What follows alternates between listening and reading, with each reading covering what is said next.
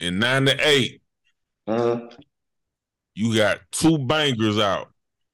You got 25 lighters out with Fat Pat. Rest in peace. And you got the South Side out. You ain't number 22. What you 22, right? Yeah, 22. Number 22. Tell me, how did your life change in that year having two smash records out, bro?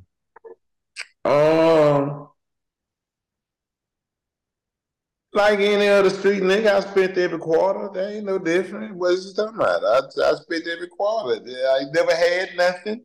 And as soon as they gave it to me, I spent it all. It was a beautiful thing. And get what I tell people? Rewind that clock, and I'm gonna spend all that money all over again.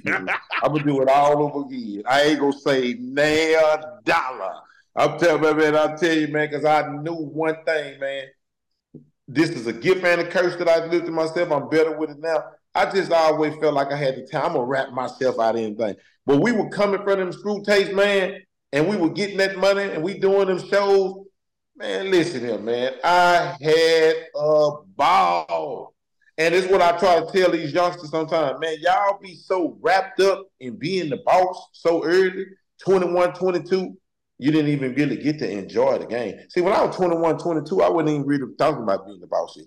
Man, I just was riding cars, loving girls, going out of time and spending up every deposit and every dollar that I could touch, man. So I tell people all the time, man, I didn't even really become a businessman with my music and my catalog and all this that I got that I'm blessed with. Man, 10 years ago, man. 10. See, it 10. Man, that 20-year stretch, man, I don't know where that money is. It's smoked. I smoked it, drank it, wore it, and threw it in the river. You know what I'm saying? So the maturity that I had to be able to, now I'm much, much different. You know what I'm saying, man? I got a 50 album catalog, man. It's all mine. You know what I'm saying? So it's much, I handle business much, much different. Now I still do all that, but I do it under control. Right. I'm under control. It's a balance. Hey, boy, you kept it all the way 100 then, boy. Yeah. Oh, yeah. On the record, Phones in Heaven. How did the death of DJ Screw and Fat Pat affect you personally, and how did it affect Houston as a whole? Well, me personally, it affected me from a motivation standpoint. You know what I'm saying? Because Pat was always I want to beat Pat in everything. And he want to beat me in everything. We love each other to death, but we the best, and we the best. We the best too. Pat and Keke, we the best.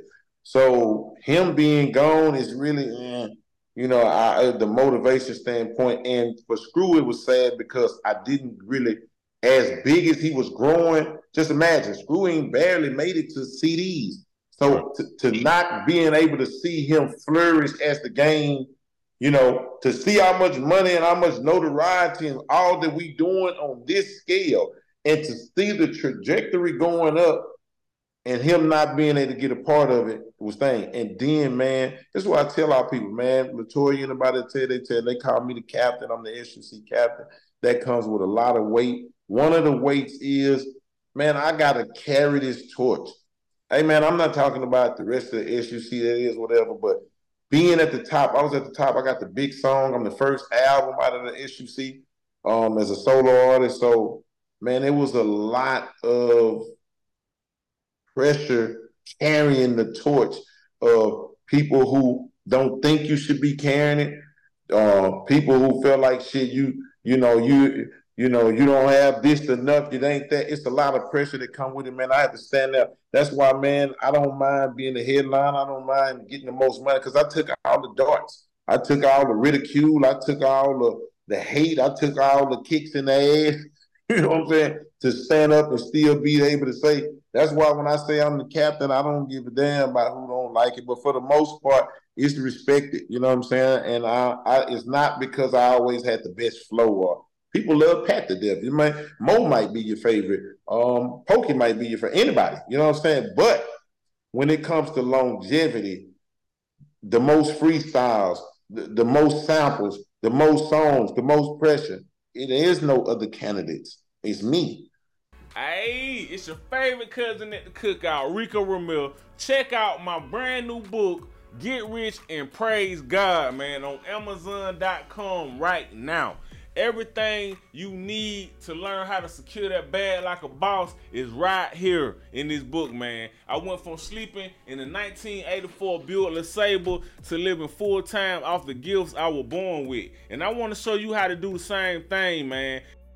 Get Rich and Praise God, man, on Amazon.com right now. Check runners. Check runners.